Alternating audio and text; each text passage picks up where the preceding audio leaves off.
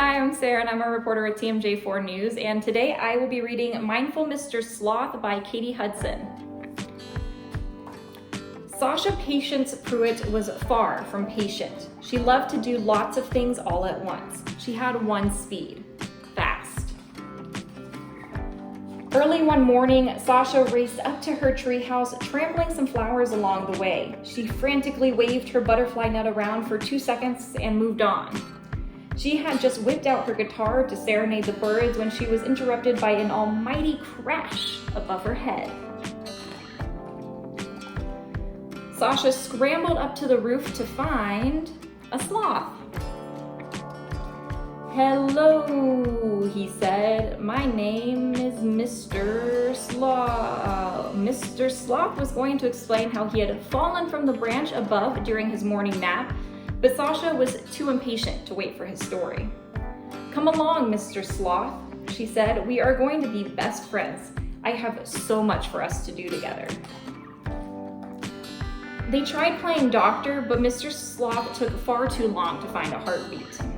Sasha decided that Mr. Sloth should be the patient. That worked better. They tried building a rocket, but Mr. Sloth was much too slow with the sticky tape. Sasha thought it best that he do a different job. Painting took even longer. Sasha had painted 4 pictures in the time it took Mr. Sloth to tie his apron. "Come along now," Sasha said, picking up a paintbrush and taking over. "There, all done." "Grab a helmet, Mr. Sloth. It's time for the neighborhood race." Off Sasha and Mr. Sloth sped, faster than anyone else in the race. Faster and faster they went until... "Stop!" howled Mr. Sloth. "What is it?" Sasha asked impatiently. "Can you hear that bird singing?" he asked. "Beautiful." Sasha paused. The chirping was nice enough, but she had a race to win. She plopped Mr. Sloth back in her bike basket. Off they sped again, Sasha pedaling fast to catch up until... "Stop!" moaned Mr. Sloth with a quick huff. Sasha stopped. "What is it now, Mr. Sloth?"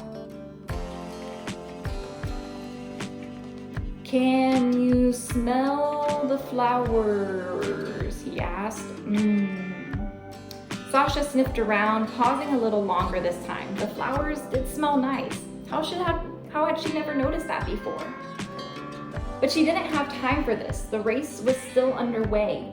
"Helmet back on, Mr. Sloth," she said.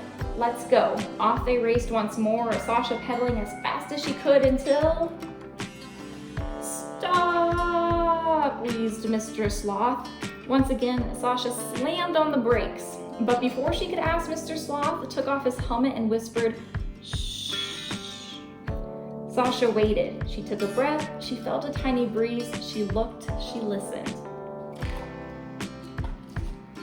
All was still.